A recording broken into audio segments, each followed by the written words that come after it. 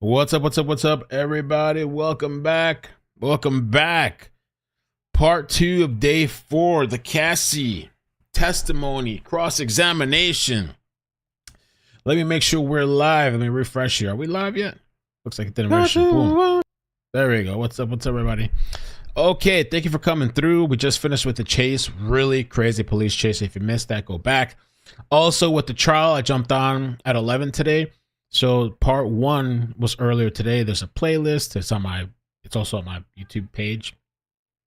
And everything was condensed in like 1 hour. So if you're busy, you don't have time, you're whatever, watch my stream earlier today. It's 1 hour, not a bunch of hours.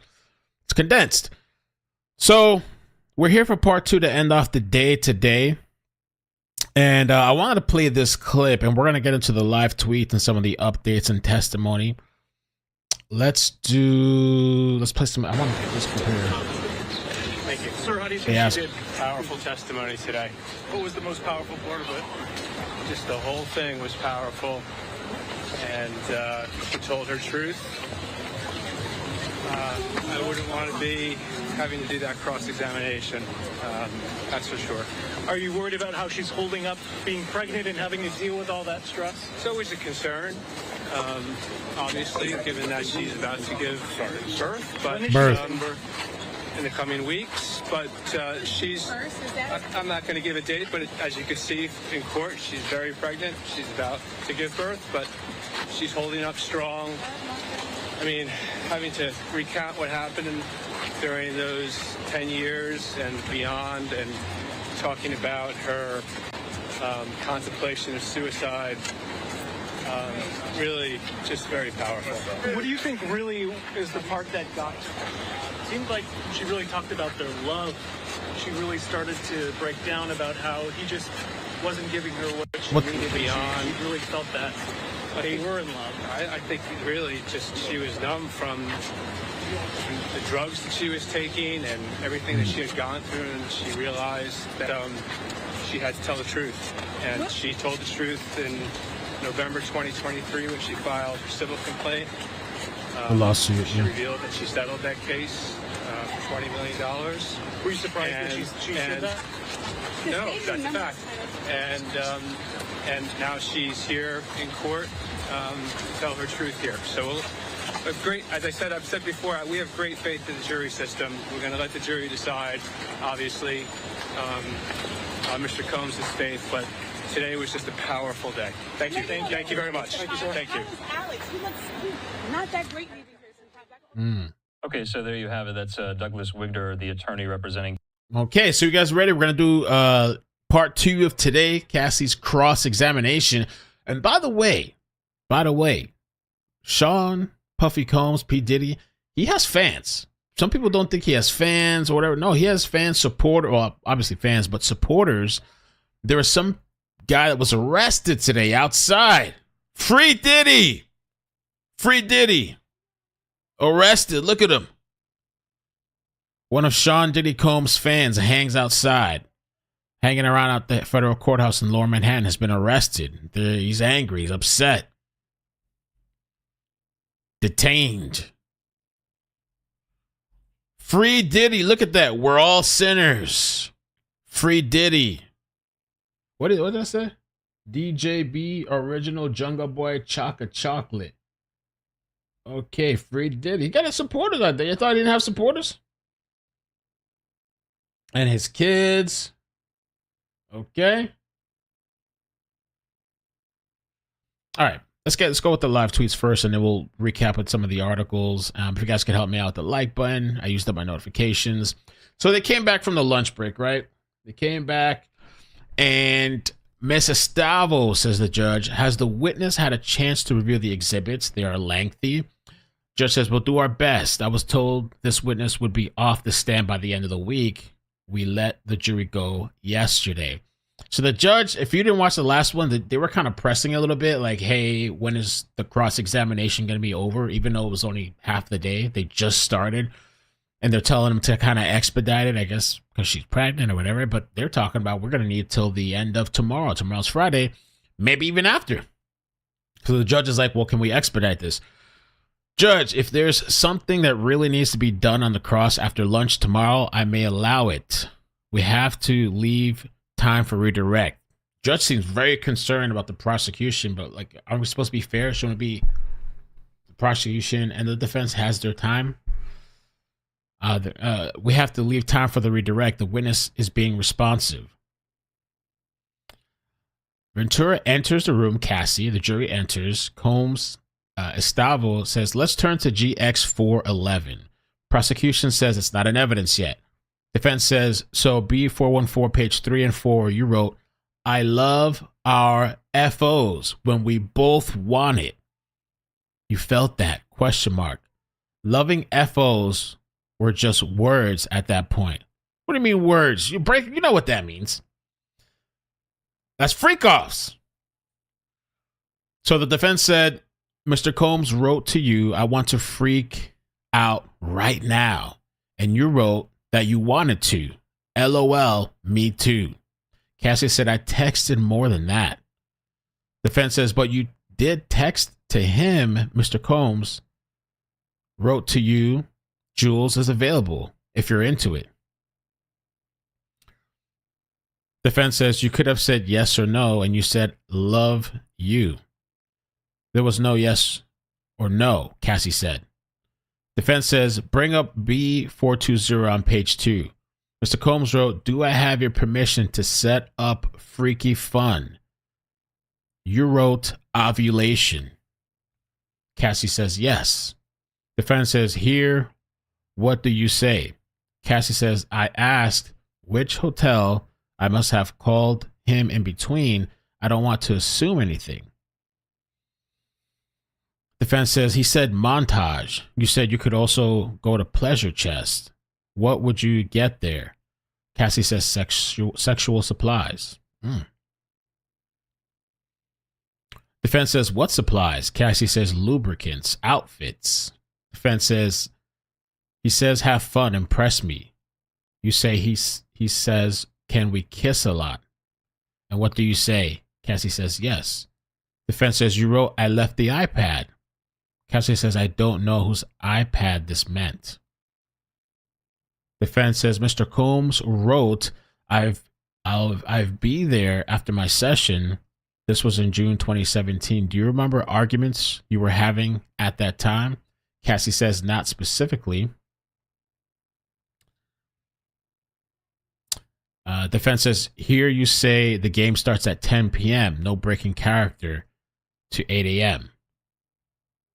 Cassie says, this was a game a friend of mine told me, a way to rekindle your romance. Defense says, by doing something different in the bedroom. Cassie says, it's a whole getting into character thing. Defense says, Mr. Combs says, let's get some outfits and go to the sex club. Defense says, Mr. Combs wrote, surprise package coming from out of state. Why can't I reach you? What do you say? Cassie says, I was getting my brows done. Defense says, did you come to Mr. Combs? Was leaving to go freak off to go see Kim Porter? Cassie says, yes. It's a little like broken up, but I think that what the article recaps will sound better. Defense says, how did you find out about Gina? How did you feel? Did it upset you? Cassie says, yes. It prompted arguments, defense asked. Cassie says it did. Defense says, and he thought you were not faithful. What were his reactions? Cassie says it was scary. Defense says, Mr. Combs wrote to you, let's do something different in NYC this weekend. FYI, Dave hit me. What does that mean? Cassie says, reached out. Defense says, and Daniel contacted you. Did this mean you might have a freak off? Cassie says, might. Defense says, he tells you you better put me on the VIP vibrate alarm or something. He's frustrated you don't answer his text fast enough, right? Cassie says, right.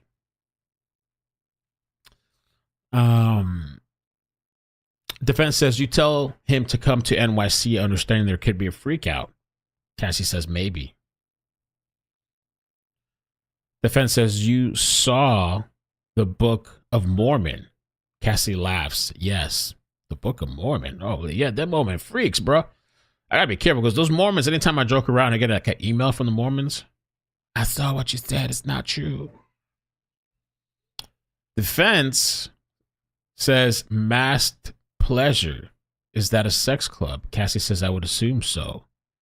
He asks, are you ready for tonight? What do you say? Yes, I have to get some things. Cassie says, this is not about what I felt, right? Because you're skipping over a lot here. Oh, she's getting a little defensive. But she's saying you're skipping over the details. Defense says, what did you write? Cassie says, as much as you think you're Bruce Willis, you're not. Your kids were babies when we started dating. Defense says, if you saw him on social media on vacation with, it was heartbreaking. Cassie says it could be. I was 7 years in. Defense says, and what about this? About Gina? You wrote, I don't want to be a side piece, but I'll treat you as a king. Oh. Defense says you wanted to be the main girlfriend. Cassie says in 2013, yes. Defense says you saw social media posts of Mr. Combs with other girlfriends and got angry, right? Cassie says, can I speak? I was jealous of certain situations.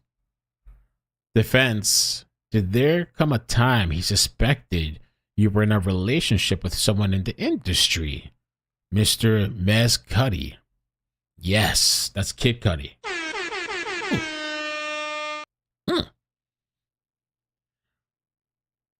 Defense says, why did you bring your relationship with Mr. Cuddy? Cassie says, we enjoyed each other's company. Defense, were you in a relationship with Mr. Combs? Oh, we were on a break. Now chicks like to do that. Oh, well, guys do that too. Oh, we're on a break, so I want to fuck everybody. Defense, but you were still doing freak-offs with him. Yes, we were. Defense says, after Mr. Combs found out by going through your phone, you went to see him. You knew he was upset. He previously attacked you. Cassie says, yes, I thought I'd be safer with other people. Oh, okay. Then they took a break. Then they came back and just says, okay, let's get Cassie back. The jury enters back in and the defense starts again. Your affair with Mr. Mez Cuddy was only a month long, but you got a burner phone for it? She says, right. Oh, good. Okay, girl, you had a burner phone, okay. Defense says Mr. Combs kicked you in the back. Cassie says yes. Defense says this came up later in your relationship that you had cheated on him with Mr. Cuddy. Cassie said he brought it up quite a bit. Defense says when he cheated, he said, well, you had an affair with Cuddy, right? Sometimes, she said. Defense says he suspected you of having an affair with another person in the industry. You were in South Africa filming. Cassie says, yes, honey. She laughed 3 times. I don't know what's so funny. And defense says, while you were there, you saw a photo of Mr. Combs with Gina, and you were irate. She said, angry. Defense says, you blocked him and focused on the movie, right? She said, I tried my best. Mr. Combs suspected you of cheating with whom? Michael B. Jordan. What? What? Oh, that's that guy. Let me show y'all. Oh, Zapple down. I don't know what he does. I mean, I've seen his face. He's very popular. He's an actor, right? Michael B. Jordan. I don't know why I was thinking the basketball player, Jordan. Oh, he did Sinners? Everybody kept talking about that movie. I don't know why everybody was talking about Sinners. I gotta watch Sinners. Is that good? American actor, producer, and director. He's known for his roles in Creed franchise, Black Panther, and Fruitvale Station. Jordan has been praised for his portrayal of disadvantaged black men and their struggles. Okay. All right. That's Michael B. Jordan. So it was jealous. And defense says you sent the video not only to Mr. Combs, but also to staff. Who? D-Rock? ? Cassie says yes. You sent it to him because you were angry with all of them. Cassie says I was hurt. I spent all my time with them. Defense says you thought you were in on it. Or you thought they were in on it. Defense says the physical abuse, when did your father learn about it? Cassie said the same time as my mother. Did Mr. Combs come to Connecticut to speak to your parents? Cassie says, I don't know if it was then. Carrie Morgan knew about the abuse? Cassie says, yes. Defense, the eyebrow gash incident. What was it about? Cassie says she didn't answer the phone and went to sleep. I was supposed to be packing for a trip. Defense, he was inebriated? She says, I don't know. Why were you asleep? Cassie said a drink at the Abbey had something in it, I think. Did Mr. Combs ever abuse you while he was inebriated? Then say he didn't remember it. Cassie says, yes. Okay. Did you feel he was not taking responsibility? She says, yes. For drugs, you'd both go to rehab. Cassie said rehab wasn't really a thing during our relationship. Defense says the freak-offs were an opportunity for you to take drugs together. Cassie said, yes. You went a lot to Burning Man. She said, yes. Did you ever recall yourselves get high partners? What's that? Cassie said, yes, we did. Did you take drugs from them or from him without knowing it? Yes. What was his reaction? Explosive. Did he tell LA dealers not to deal to you? Yes. Okay, so that part was, did you ever call yourselves get high partners? Oh, they called themselves that. Okay, we're high partners. We love each other. We do everything together. And we're high partners. Okay, we get high together. We get high, have a good time. High partners. What was his reaction? Explosive, because it says, did you take drugs from him without knowing? So he got pissed when, I guess, she took the pills or whatever. Did he tell dealers to not deal with you? Yes. You told Miss Coram that you learned only after the fact that Mr. Combs had dangled Miss Bongolan off the balcony. Oh, that's her friend or whatever. Yeah. Cassie says, I'm not sure. You were on drugs? ? I'm not sure. You got a life coach for your drug use, according to this document. I don't know who that person is, Cassie said. You were doing a lot of drugs. Cassie said it was a rough time. You tried to get into rehab, the Golden Door. Cassie said it was a spa. There was a time I lost all sense of smell and taste and woke up in the hospital with an IV in my arm. I tried to get help. It's called COVID. I'm just kidding. Defense said this time after San Bernardino, you learned that he had overdosed. Cassie said, a very strong opiate, yes. Defense says, were you ever not addicted to painkillers? She said that we took ibogaine. The hell's ibogaine? Aboogadooga. You see, ibogaine? Let me look that up. Damn. It's a psychotic substance, an indole alkaloid found in taberthanine iboga plant. The hell these people do? What kind of high was? Let me show you guys. What kind of high is people getting on? Ibogaine.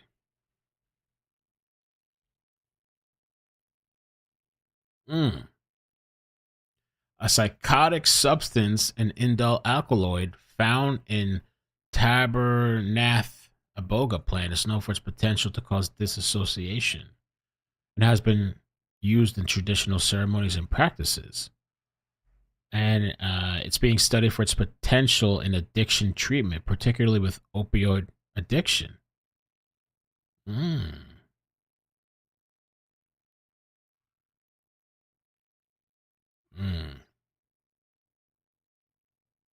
Is it legal? It's illegal. Where can we buy it? I'm just kidding. I never even heard of this weird shit. Aboogadag. What the? Okay. Where did you get it? She said from Cancun, Mexico, separately. When Mr. Combs threw you off a boat in Canis, when he accused you of taking drugs and squeezed your leg. Cassie said, among other things, but you still wanted to be with him. She said, I did.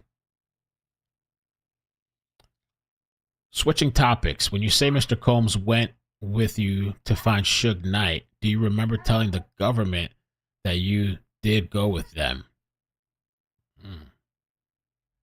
Oh, is that true? She said no. And then defense says, okay, let me show you. Oh, okay. The prosecution says just for the parties. Yeah, I remember that the whole part where she said Diddy.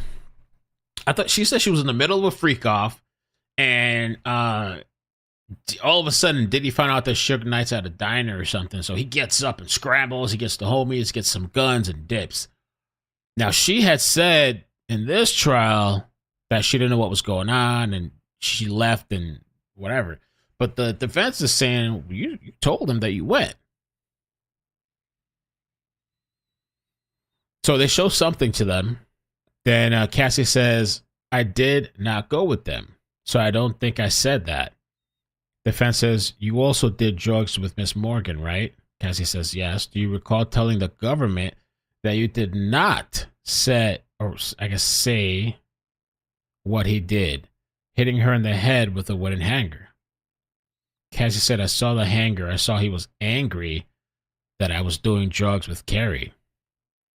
Defense said, this broke up your 17-year relationship with her? Cassie said, it did. Did you ever tell Mr. Combs about your relationship with your now husband? She said, no. Defense says, Miss Morgan sued you and Mr. Combs. Cassie said, we made a demand. And you paid part of that? She says, I did. Defense says, and you haven't spoken to her since? She said, maybe one text. That was the relationship ender. Cassie said, yes. Defense says, you would heat up baby oil. Cassie said, yes. Now, this is from the day before the Intercontinental Hotel incident. Prosecution said, this is a long document and we need time to read it. So they took a break. They took another break. They came back at 4:08. The judge says, we're on the home stretch of the day. Let's get our jury back. All rise. All aboard. The jury enters and Combs, the defense says, is this from March 4th? Prosecution says, with UCT time, it is March 3rd. Defense says, okay, Mr. Combs refers to accessories. Cassie says, for the premiere. Defense says, you sent him an explicit message. She says, yes. He responded with a number of M's. He wrote to you. He wrote, too bad. You have to work, LOL. He did.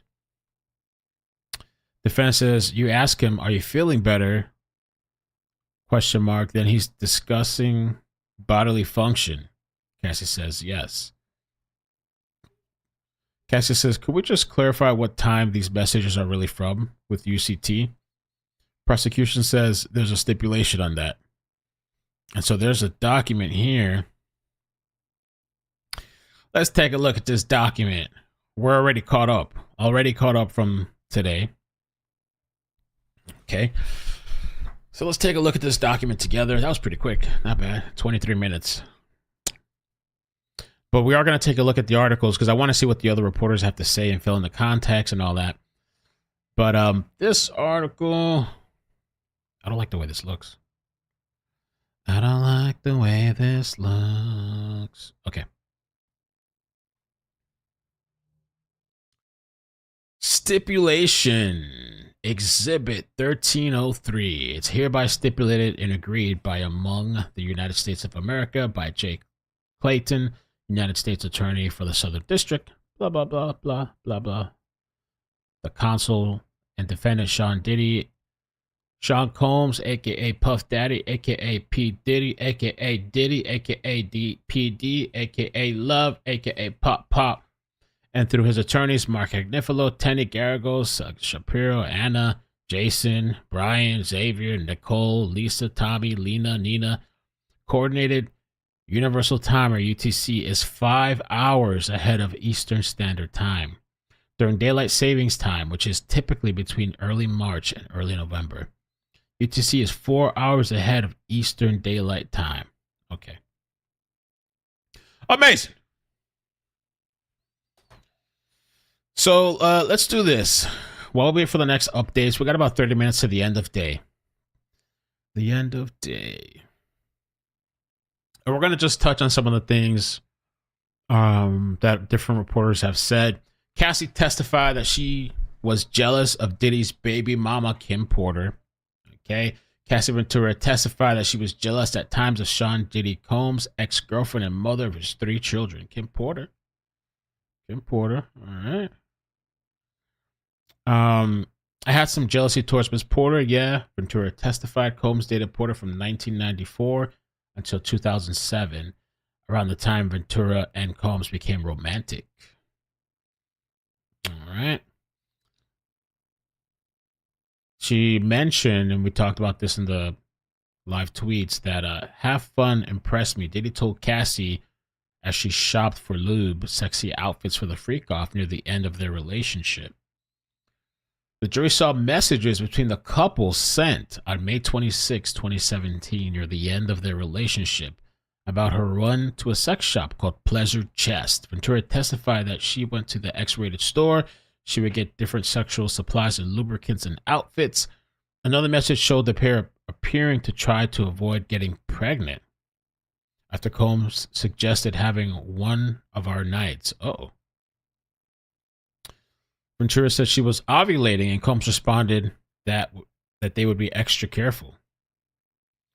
Ventura said that Combs, in one message in 2017, Ventura also said to Combs in one message in 2017, "I'm too excited about one of their upcoming freak-offs." She also messaged Combs that she forgot the iPad, which Ventura testified they used to record the sex marathons.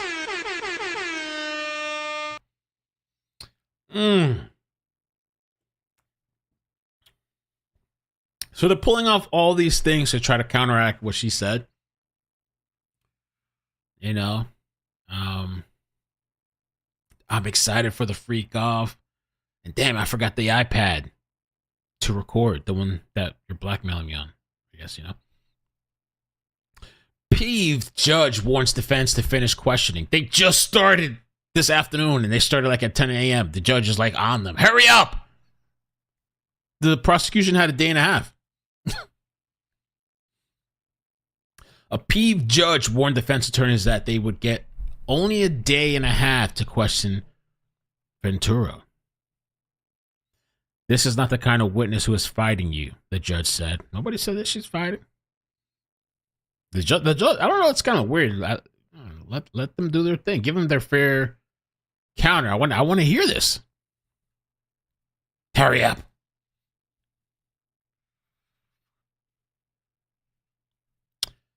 Cassie keeps composed, cordial as Diddy's lawyer cross-examination delves into sordid text or sexts. Cassie has maintained a composed, cordial demeanor while facing a harrowing cross-examination from Diddy's defense centered on intimate details of their sex life with the mogul. Anna has even been lighthearted at times as the pair shared laughs together. I wonder if that's good or bad, or what's up with that. Is that a technique? Let me befriend the witness and kind of get them to laugh. At one point, the defense attorney complimented Cassie. "You're very beautiful. You're charming," drawing a laugh. "Oh, thank you." The sometimes respectful treatment comes as Anna tries to paint Cassie as a willing, enthusiastic participant in Diddy's depraved, drug, baby fuel, oiled freak-offs. Cassie has testified that the often humiliating freak-offs became like a job she didn't want to do, as she felt trapped by the violent Combs.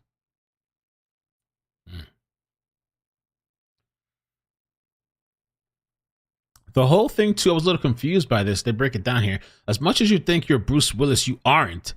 Cassie texted Diddy on the edge of tears about not being close to his kids. Cassie once messaged Sean referencing Bruce Willis and Eddie Murphy's blended families as she lamented not being close to the fallen music mogul's kids. Oh, okay. I didn't understand that. As much as you think you're Bruce Willis, you aren't, she wrote on July 2nd, 2013. He's married, and before he was married, the family as a whole went on trips together, or just him and his woman. Eddie Murphy and Paige took his kids away on their own. The R&B singer was apparently referencing how Murphy's wife, Paige Butcher, has a relationship with the comedian's children from a previous relationship. Oh. Willis also has a blended family after having kids with his first wife, Demi Moore, and second wife, Emma Hemming Willis. Ventura's message goes on to say that she had been on the edge of tears all week. Cassie clarified for the jury that she was upset she didn't have the chance to form a relationship with Combs' kids. So she really wanted a relationship. She was jealous of the mother of the kids. She wanted a relationship. She wanted to be close with the kids. There's Free Diddy people outside protesting, standing. They have Free Diddy shirts. One of the Diddy people were arrested. I showed that earlier. He looked like he was screaming or something. Cassie grilled about cheating on Diddy with Kid Cudi. Says it would have been way too dangerous if he found out. Cassie said it would have been way too dangerous if Diddy found out that she was cheating on him with Kid Cudi. Damn, I didn't realize she was cheating. Got his car blown up. Boom! I did not want Combs to find out. I thought it would be way too dangerous. She also said she could have possibly felt justified cheating on Combs with Kid Cudi since she knew that Combs was also seeing other women. Okay, maybe. Hey, touche, I guess, right? Oh, let's check it out. The Diddy fan, he was outside screaming. McGinnis, thank you so much for the 5. I forgot the last super chat too. I stay tuned in. The first words I hear from Mel were sex marathons and Duke's horns. Sign me up. Let me show you guys this. The first thing I'm gonna do is smack a white boy with this. When Sean Diddy walks out of that courtroom, the first thing I'm gonna do is smack a white boy with this rock. Ooh, he say go smack a white boy. What is that? A leash or something? A rock and a sock? Oh! Look at this guy. Diddy supporter? You thought I was kidding?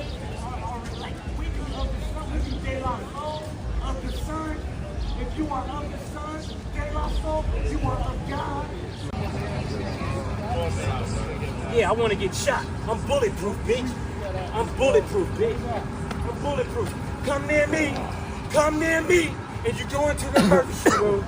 Come near me, you go into the emergency room. I promise. I don't mean to come near me.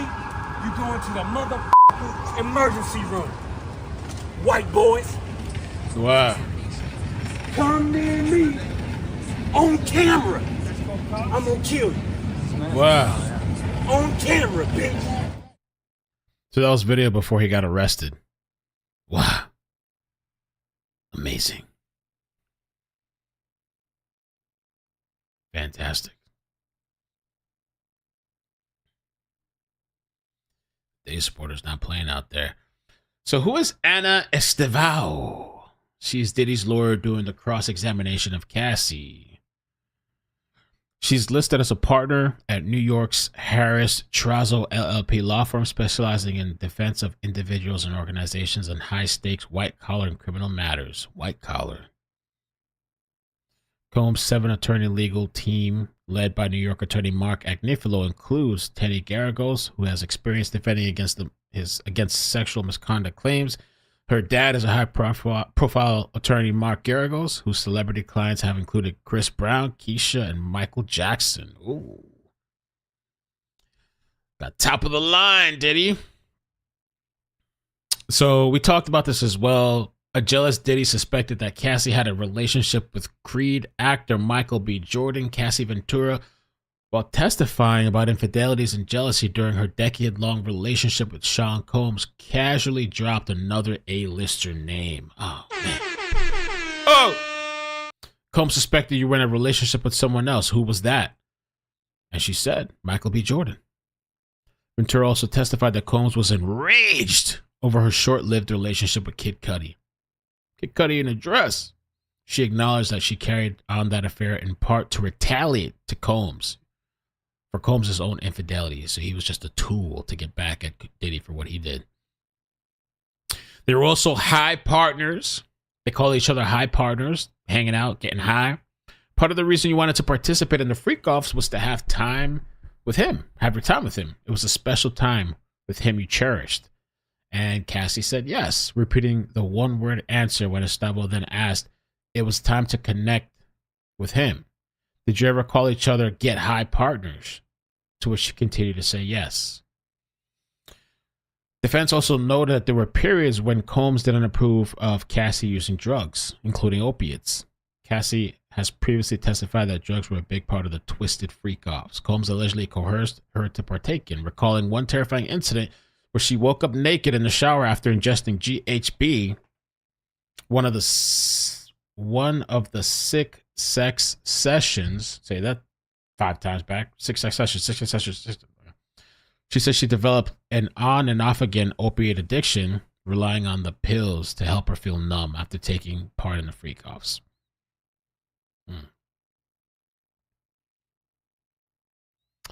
Come and find out. Cassie quips at Diddy lawyer when asked about rehab.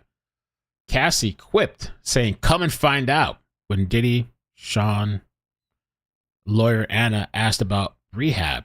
It's not a rehab facility, it's a spa. We're just chilling, high, relaxing. They call it a rehab, but we're just having fun. And then Cassie told the defense attorney, come and find out. The defense had been asking her about her drug use and getting treated in a rehab by life coaches. Cassie admitted that she once went to a rehab in Sedona, Arizona in 2017, but it didn't stick. And after she got out, she took part in another freak-off with Combs. Cassie hasn't lost her cool at all during the marathon grilling, but her answers have gotten shorter and more tense. So she's kept her composure, keeping it cool, but maybe losing her patience. For example, the defense attorney implied that Cassie was Combs' number 2 woman after his baby mama Kim Porter. Ventura offered a very quick response, muttering, You know how they do that, right? At another point, Ventura suggested that the jury wasn't hearing the full context of the messages between her and Combs. This isn't what I feel is relevant right now. That's what Cassie said. There's a lot that's been skipped over, but at the same time, the judge is pressing him and rushing him. Hurry up.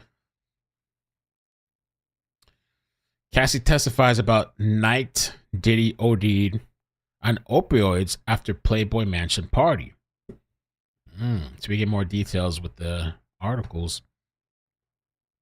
So they had this Playboy Mansion party in 2012. And was that around the time Whitney Houston died? I believe so, Cassie says. That evening we had a freak-off. Wow. We had a freak-off, went to a sex club in San Bernardino, and then he had a party at the Playboy Mansion that night, and I went home. She later said, from what he told me, he took a really strong opioid that night, but we didn't know what happened, so we took him to the hospital. The lawyer later asked, during the entire duration of your relationship, you two were addicted to painkillers. She says, very much so. So they were high on drugs, you know. Combs' lawyer appears to dispel rumor baby oil was mixed with date rape drug. Sean Diddy Combs' attorney, Anna, appeared to try to dispel the allegation that Sean Diddy Combs laced baby oil with date rape drugs. She said, you testified you would get a Johnson & Johnson baby oil from the drugstore, right? You testified yesterday you would heat up baby oil, and that's the only thing you did to it, right? Defense attorney then asked, the pool filled with baby oil would require a lot, right? Casey answered yes to all the questions. That appeared to be an attempt to shoot down the claims that he doused one victim in lubricant mixed with the drug Rofinol, or GHB. Yesterday, Cassie testified that Diddy once filled an inflatable pool full of baby oil and other lubricants, insisting that the oil be heated and applied every 5 minutes so his sex show participants would be glistening. So he had an oil thing, a baby oil thing. Everybody has to get oiled up, dipped in the pool. He's just watching, probably taking care of himself. Damn. All right, let's check out some of the live tweets. It's coming close to the end of the day. Wow. If you guys could help me out with the like button too, I'd appreciate that. Help me out with the like button. Let's see. So we got that document, and it continues. Mr. Combs went to your premiere lunch at London Hotel. Cassie says he did. Then he says, I just got out of a spiritual therapy session. Cassie says, I asked, how did it go? Defense says, he said, it's a process. This is leading up to the hotel incident. Defense says, you say, baby, I want to F.O. so bad. You were asked in your direct, and you said you didn't want him to ruin your premiere. Cassie says, sure. Mr. Combs says, if we start at 7 p.m. and go until 4 a.m., you can still get enough rest after. Cassie says, yes. So she had this premiere. You had premiere lunch in the London Hotel. And he said he got out of a spiritual therapy session, whatever that is. Who knows what kind of therapy does this guy have, right? What's Puffy's relax time like, right? How does he chill? How does he, relax? I don't know. And so the defense says that Cassie said, baby, I want to freak off. F.O. means freak off. I want to freak off so bad. I want it so bad. You were asked in your direct, and you said you didn't want him to ruin your premiere. So he said, if we start at 7 and go until 4 a.m., what kind of crazy shit is that? You can get enough rest. Wow.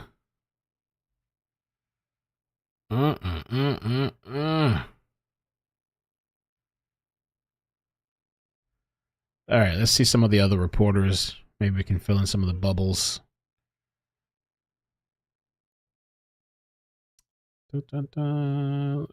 Cassie took out a red mala out of her pocket and ran her fingers over it. What's a mala? Red mala? A mala, is a string of beads of Indian origin, similar to a rosary, often used in prayers or meditation to count mantras. Maybe I need a mala in the house. Or hanging over the computer somewhere or something for the streams. Cassie testified that she and Carrie, once her best friend, had not spoken to since Sean Combs struck Morgan with a hanger at her home since 2018. I thought he was angry that we had drugs.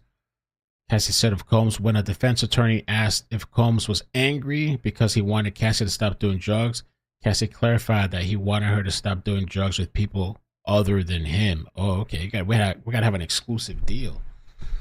It's just you and me, drug partners. All right, let's see what else we got over here. Getting close to the end of the day. What do you guys think so far? Have we met sex trafficking? I know the trial's just started, but this is the biggest witness. Have we come to the conclusion that she was being trafficked? Yes, she was abused. Yes, it was domestic violence. Was she being trafficked?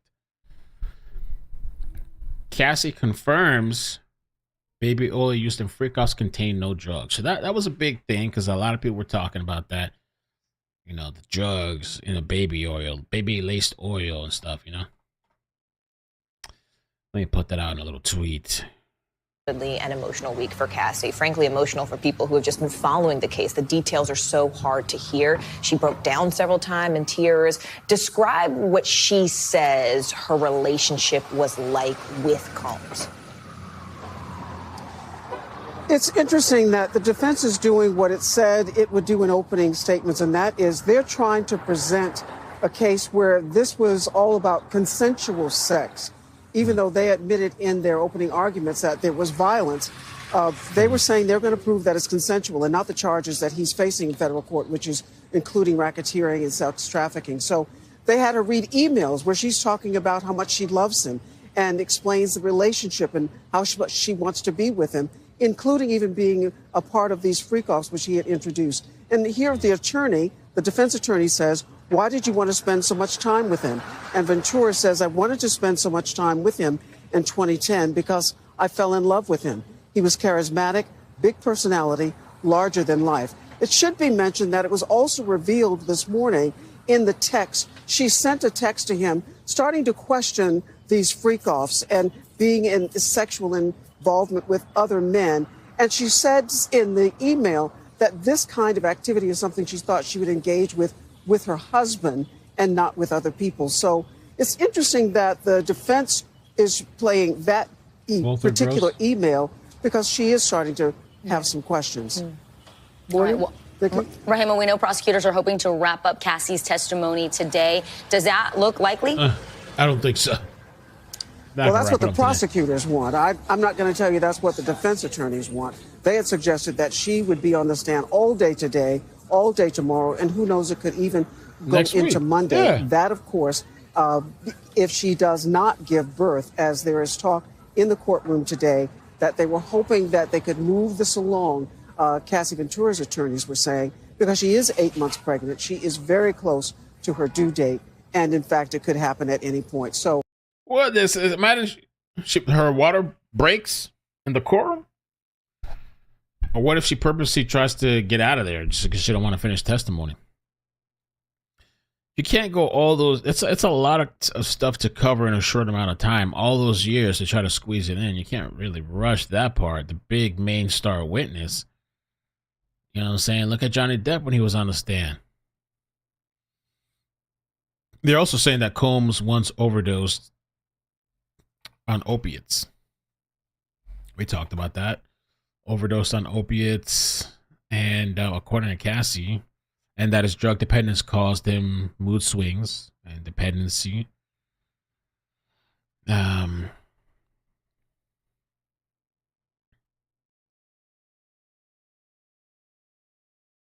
Crazy. Cassie says Combs got explosive when she did drugs without him, adding that he told drug dealers in Los Angeles to stop giving her drugs. He got upset and jealous. I don't want you doing drugs with anybody else but me. That's our special experience. We're drug buddies. You know?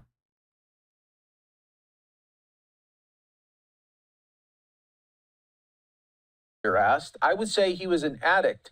Cassie responded. What was he addicted to? The defense asked. Success, Cassie initially said. When the lawyer asked if Combs was addicted to opioids, Cassie said, at a point, yes. The defense asked her how she knows. Cassie answered, because he told me.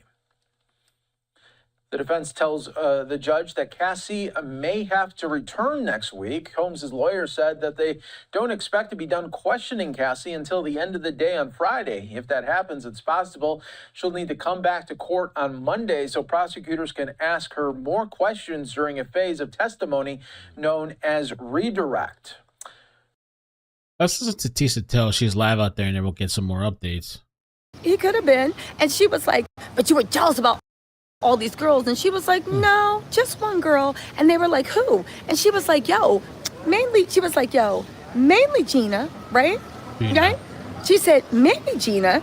And she was like, what? She said, no, mainly Gina. And I said, Gina Hahn, Diddy's #1 dummy. I wonder, but even though Gina testifies, I'm going to owe her a lot of apologies because right now I think she's victim number 3, according to what Judge Aaron the hints I thought she was number 2. I think that she's actually victim number 3, but she could show up on the stand. So if she does, Gina, I'm sorry, but if you don't show up on the stand, you're the biggest dummy in the world. Why, biggest girl? dummy. Don't be and if that Diddy guy. gets off, you gonna pay, and if he don't get off, you still gonna pay because you gave statements to the feds, and he's never gonna forgive you for that. So why don't you do the right thing and show up? And let that chopper sing. But anyway, that was my commercial for Gina Hahn to actually show up and testify. Unless she is already testifying, then I owe her an apology. And I will apologize live, right? Okay. So anyway, she said no. What else? She said I'm mainly mad at Gina. Gina was the problem. Baby. Gina was the one that was always this. Gina, right? Diddy was looking at the defense upset when he said that.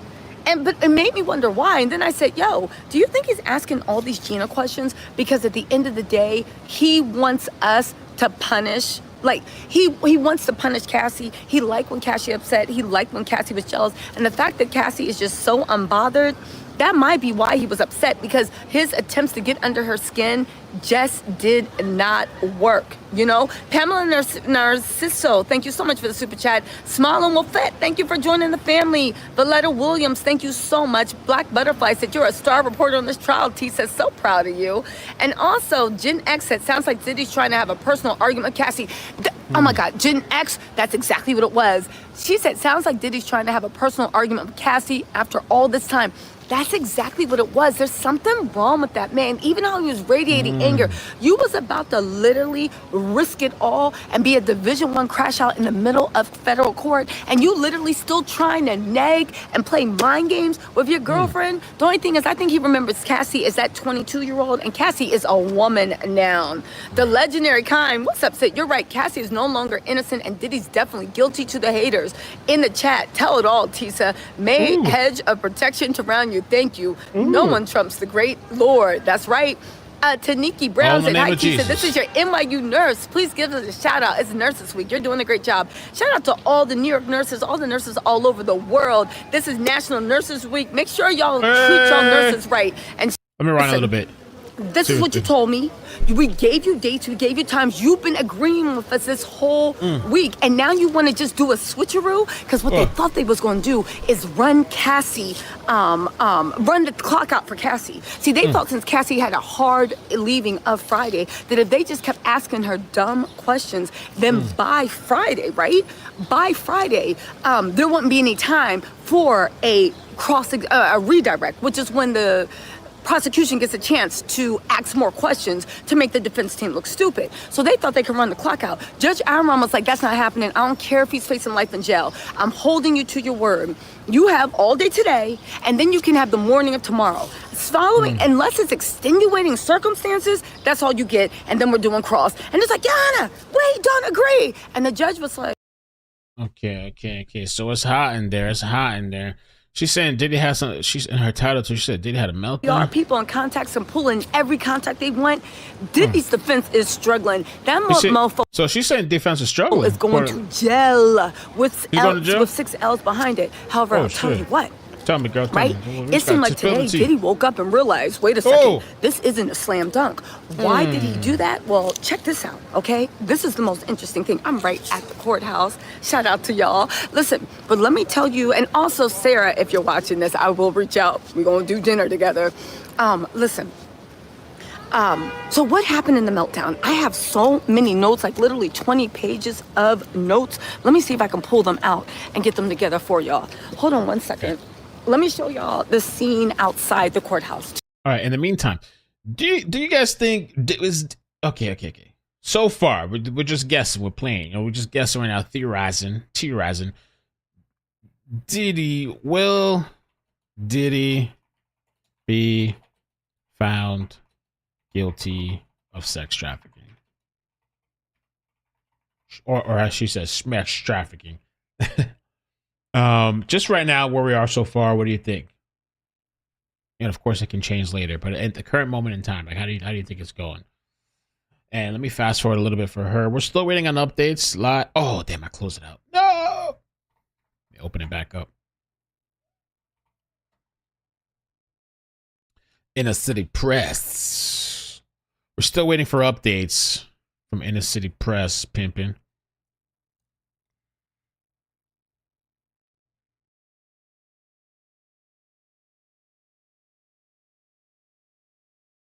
Okay. We got one update since. Still waiting on more. Okay. Let me wait a little bit. I want to see what she has to say about the notes. I'm just saying. Okay, so really quick, let's get into this courtroom meltdown because you guys, it was shocking. Courtroom meltdown. Diddy meltdown. Demisha, thank you so much for the super chat. Also, Charlotte Petrina, thank you so much for the super chat. And I want to give a shout out to Tweenie3 said,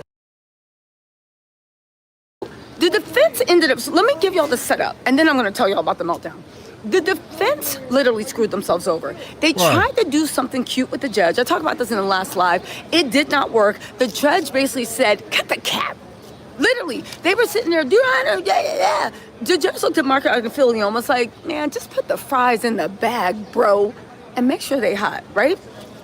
They was looking at him like, can you please move on? The judge said, nah. He said, so you're going to be done, when you're going to be done your cross? They looked at the judge and said, Yana, Mark Agnifilio. Oh my God, they got in so much trouble today. The judge was like, yo, when are y'all going to be done with your cross-examination, right? Everybody know that Cassie got to leave exactly on Friday because she is heavily pregnant. Why have this trial? Her birthday is Friday. She got to go on to labor any minute, right? What? Everybody knows that Cassie has to leave.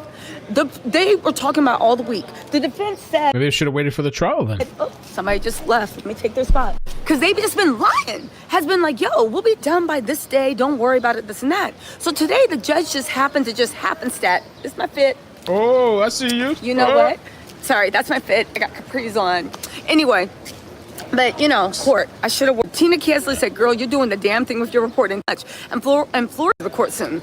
I am Kim Gomez. Thank you so casually. He wasn't even expecting the answer. He was like, yo, so when do you think y'all gonna be done testifying? Because the defense was bumbling so much. It was so slow. It was just like, oh my God. The judge was like, come on. The judge actually asked them, how long on this? Like, when are you gonna wrap this up?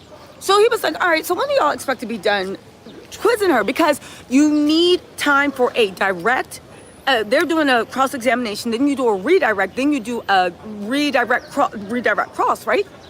So anyway,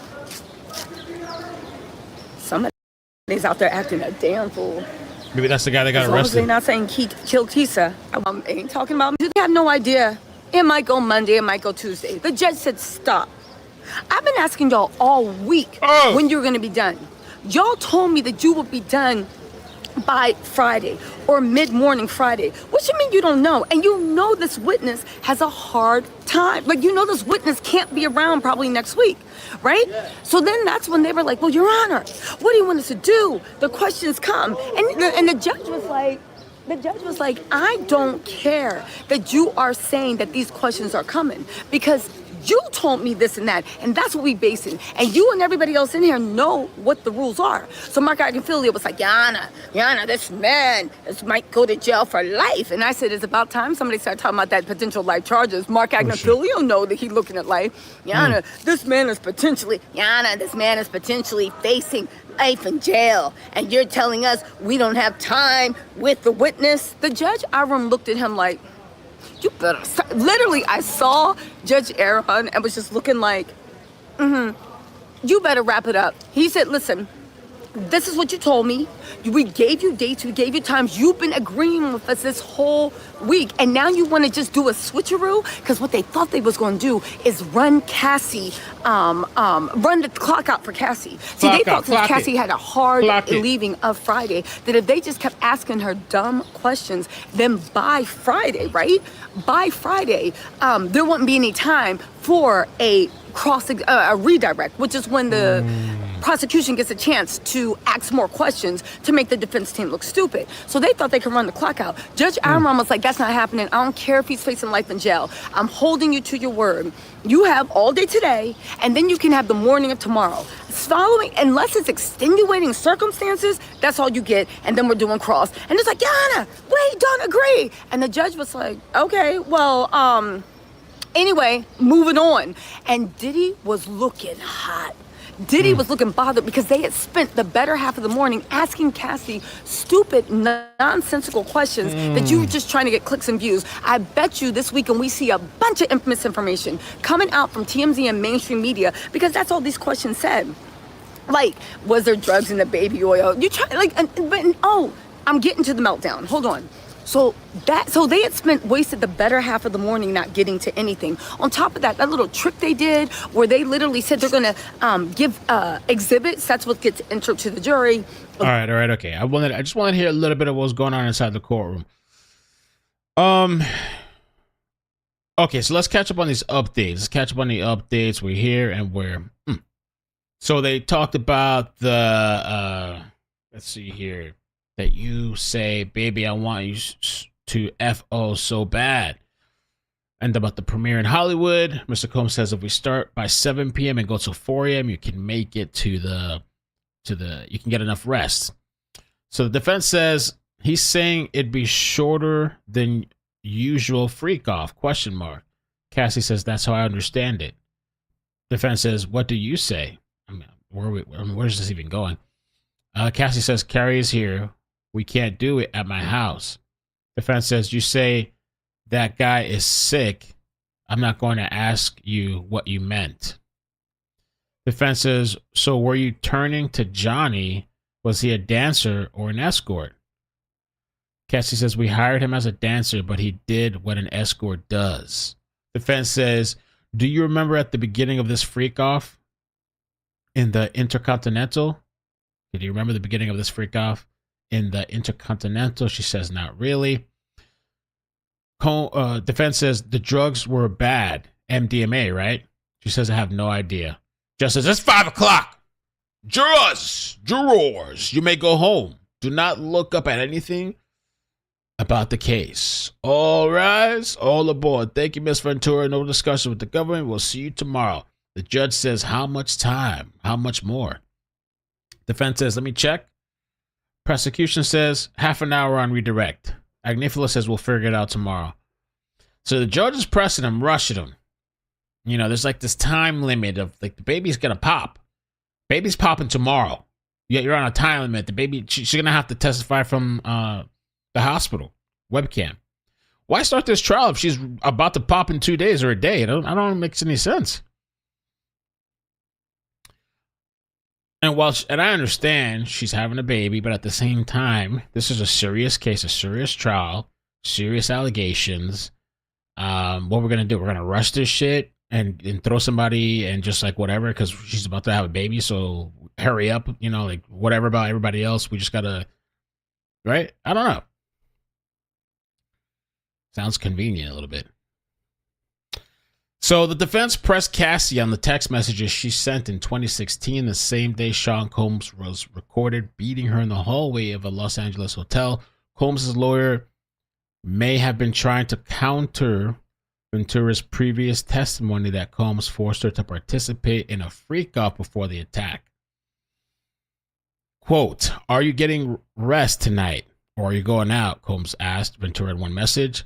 Quote, let me know whether or either way so I can plan my night, unquote, he wrote later. And in another message, Cassie told Combs she wanted to attend the freak-off so bad, but didn't want to mess herself up before the movie premiere event 2 days later. Okay.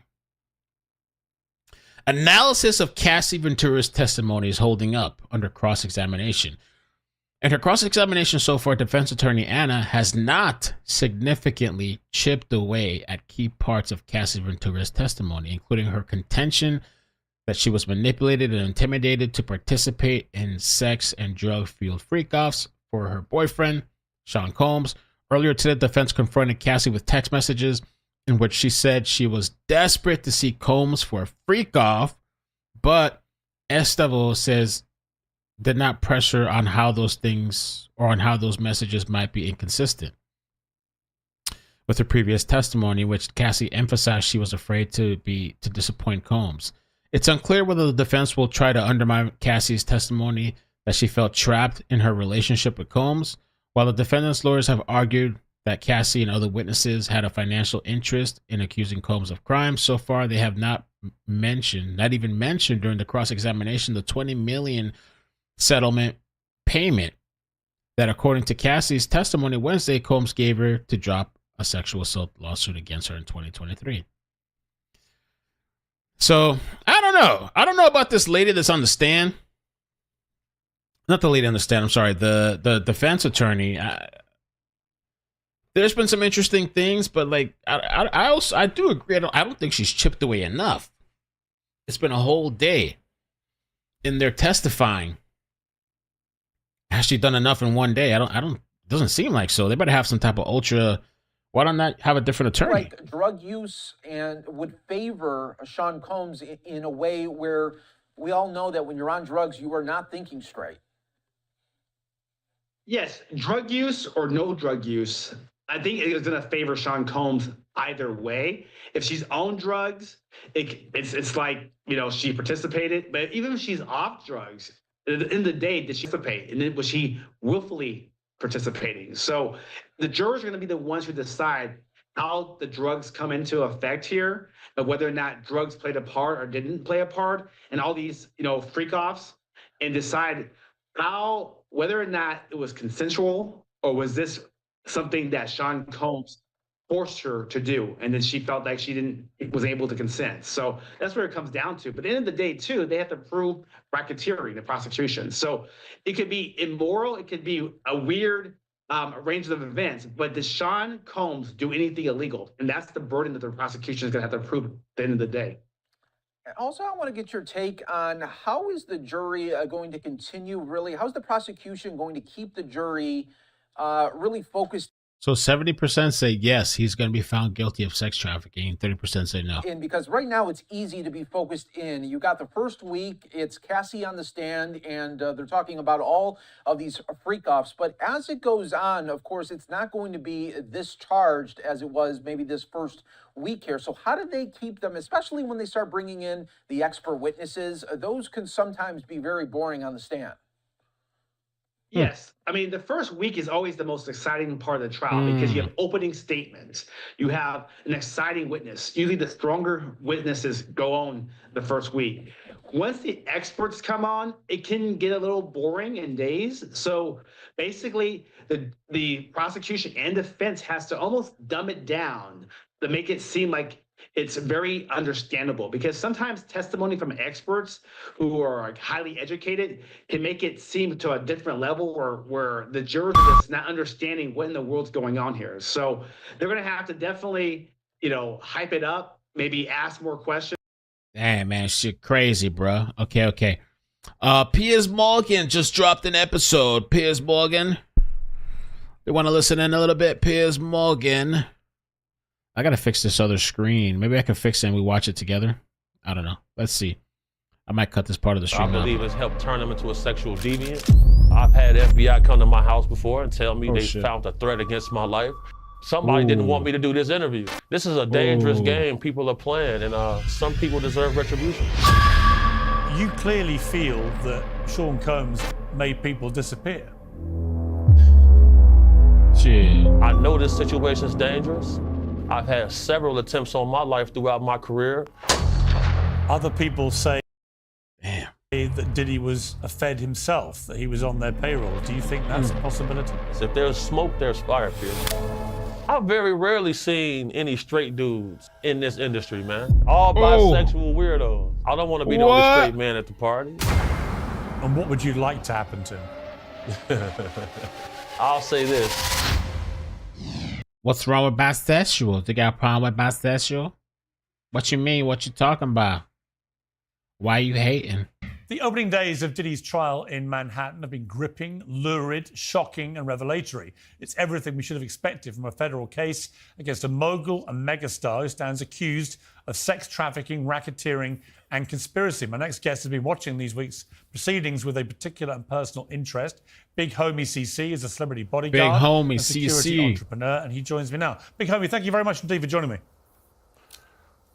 Hello, Pierce. How are you today? Yeah, good, thank you. We're 2 days into this case against Diddy. What is your gut feeling about what's going to happen here? Well, my gut feeling on what's going to take place is, well, we're going to see a lot of strange things take place due to the fact that I know how this world works. After working in the industry, I converted my business to combat human trafficking. Last year, my team brought home 17 people, 4 children, 1 boy, and... Bro, I posted this shit, Dude, I posted this shit yesterday. I didn't think anything of it, and I was tapping Ike and Mel CC right now.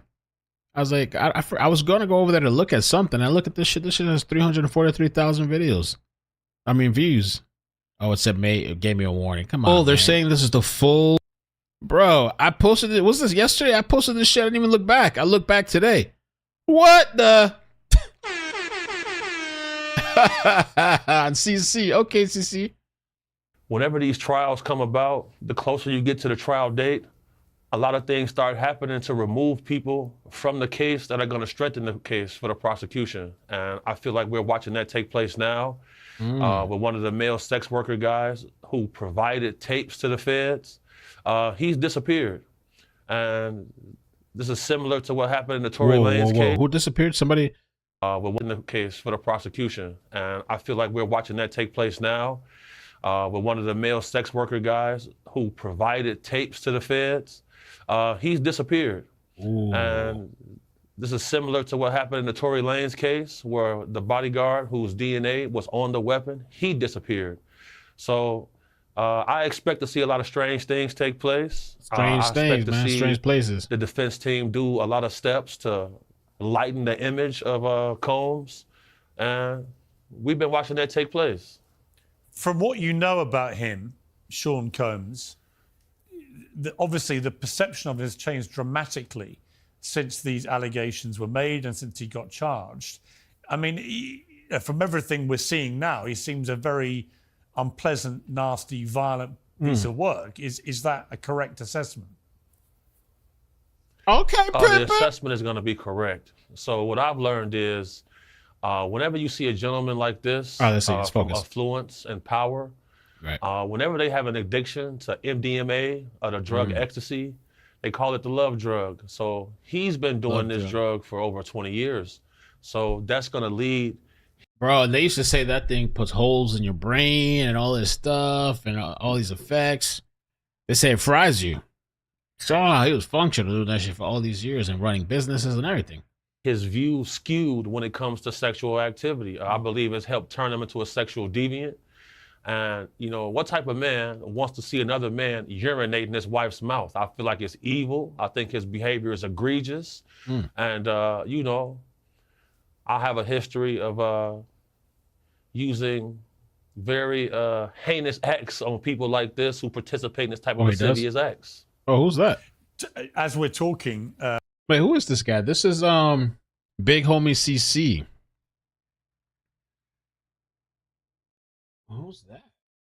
Who's Big Homie? I guess is he known? I guess he's known like in the streets, or let me see. Big Homie.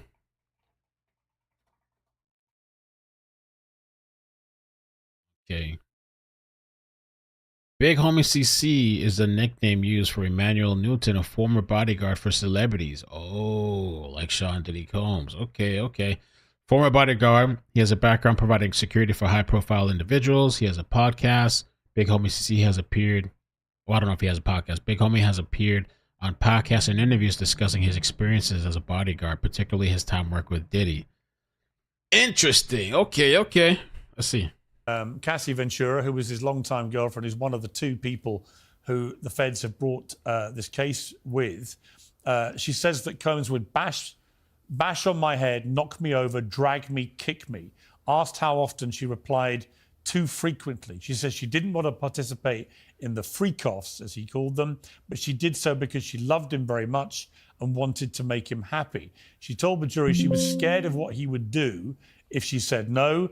Physical violence from Combs, she said, was always on the back of her mind. He wanted to control every aspect of her life, from how she looked to her work.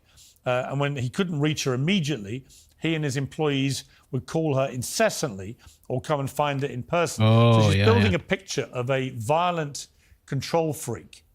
Is that a picture that you recognize of what you know about this? Right. So definitely these are traits that I recognize. In the field that I work in, whenever we get a call for a retrieval and a family is concerned about a loved one, those same characteristics that this woman listed is the same things that streetwalkers will list about their boyfriend, which is actually their pimp and panderer. That's why I have an affinity for people who are survivors of this type of nonsense and oppression. And this sounds familiar. You know, along this path, I've been poisoned 3 times. Poison? My toxicology report showed cyanide. And, you know, cyanide metabolizes into pneumonia in your body. So I've had pneumonia on 3 occasions. You know, and these problems didn't start for me until I started to speak out about people like this. You know, it's been a hard time to line up this interview because the last time I was scheduled to be in this interview, randomly, our car gets hit from the side by a blacked out serious vehicle. like that? Wow. No license plate. That's happened 3 times this month so far. Really? Somebody didn't want me to do this interview. Yeah, somebody didn't want me to do this interview. You know, I'm somebody where I've had FBI come to my house before and tell me they found a threat against my life. So, you know, I'm well versed in this world. But, you know, I got round-the-clock security. One of them was sitting right here with me right now. This is a dangerous game people are playing, and it's a good feeling for me to see the justice system prevail, and some people deserve retribution. You clearly feel that Sean Combs, over the years, has made people disappear. Right. Well, Pierce, let me ask you a question. From your journalistic perspective, this is my phone. Have you ever noticed how in this industry, people untimely meet their demise as soon as somebody else seems like they're having a problem? Have you ever seen that before? Well, there was, of course, the case of one of his other ex-girlfriends, Kim Porter, who died of pneumonia at a very young age. You've just referenced your own situation with pneumonia that you believe was deliberate poisoning. Do you believe that may be what happened to her? Why are so many people coming down with pneumonia? Why is that happening to everybody? What is that about? Where have you ever seen this many cases of pneumonia associated with one situation? So, you know. There were rumors. I'm not saying. Well, I was going to mention on this that there have been rumors circulating online that Diddy may have poisoned Jamie Foxx, which caused his 2023 hospitalization. In his Netflix show, he compared Combs to the devil in revealing his near-death experience after a brain bleed and stroke. He said, I say this all the time. I saw the tunnel. I didn't see the light. It was hot in that tunnel. I thought, shit, have I gone to the wrong place? I looked up the end of a tunnel, and I thought I saw the devil saying, come on. Or was that Puffy? I'm effing around, but if that was Puffy, had a flaming bottle of Johnson. And no, I'm just kidding. I think that you have taken that to be a not too oblique reference to the fact that he's suggesting he may too have been poisoned. Jamie Foxx said out of his mouth that his partner handed him an Advil, and after he took that Advil, he woke up 22 days later. Wow. That's what he said out of his mouth. I feel like us as a species, I feel like human skepticism has become a virus, because if we don't trust the words of our peers, where are we as a species? You know, eyewitness testimony and circumstantial evidence is enough to get a person a life sentence in any court on the earth. Jay, look at Karen Reed, though. Why is it that when people are whistleblowing and putting their life and livelihood on the line, they receive so much scrutiny? I don't think that's by chance. Tax day has passed, but for... Man, that's crazy. That's crazy. That's crazy. Let me see. The website's not updating. It could mail. Oh, they're updated now. I'm trying to get Google to approve a higher API request so I can stay up to date. Sometimes it lags and doesn't update. Okay. Wow. That's some pretty crazy testimony. To poison Jamie Foxx. If you know that you have, well, just to give some insight. All right, let me skip the Diddy's freak-offs. I don't want to get... Well, there were layers of parties that Diddy would throw. There was the public one with all the glamour and all the celebrities and stuff, and then there'd be various layers ending up in the freak-off area, and that would go on sometimes for days and was extremely depraved, involved a lot of drugs, a lot of very kinky, depraved sex and so on. What can you tell me about the freak-offs? For those who don't know anything about this world, what was it about the freak-offs that is so fascinating to people, do you think? What people have to understand is swinger parties exist. Right. And that's exactly the lifestyle that this gentleman lives. He's a swinger. And swingers hang with other swingers. That's what it is. Like the term freak off has become sensationalized by media, but what the true nature and name for this event is going to be called a swinger party, Pierce. And that's what takes place. You people, partners sharing their partner, indulging in sexual acts. You know, as long as things are consensual, you know, what people do is their business. But if I'm getting a call because somebody's applying oppression to other people, that's when things become a problem. And, you know, I had sent in a video of the guy, Combs, walking around, collecting everyone's cell phone before they get onto a yacht to go party. Why do you have to collect everyone's cell phone before you go onto a party? He's collecting the phones himself. That's what I meant by there's layers to the party. You know, the first part of the event is going to be a normal socializing mixer. But, you know, when the guy comes out collecting phones, that's when things are about to get, that's when somebody's cake's getting touched. This is how it goes. Oh, crazy. All right. See, trying to find out about something. Okay, I got something here. So we have some breaking news. We're going to actually jump to that next. Give me a second here to set up the stream. We have a live feed too, I found. So let me just set this up. Hang on 1 second. Give me a second and we're going to jump to the breaking news. We'll be back tomorrow at 11 a.m. Tomorrow at 11 a.m. I may even push it back further one day to 12 so we can be efficient. I think efficient and for a balance. But I'll say 11 for now for tomorrow.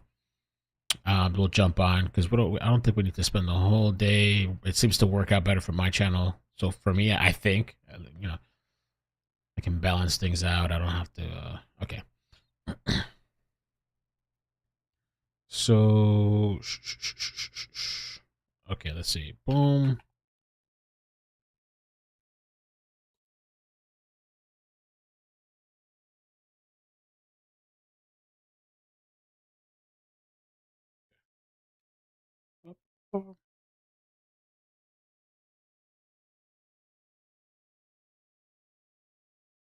Okay. We're going to jump to another live. I'm setting it up right now. If you're on Twitter and Facebook and Twitch and everywhere else, I'll be jumping on. I'll switch you guys in a second. Right now, I'm going to do YouTube. Set up the stream. There we go. Okay, I'm going to transfer you guys. I'll also drop the link in the chat. There's some breaking news. Breaking news! Breaking news! Click the stream. Here is the link in the chat in case you don't make it.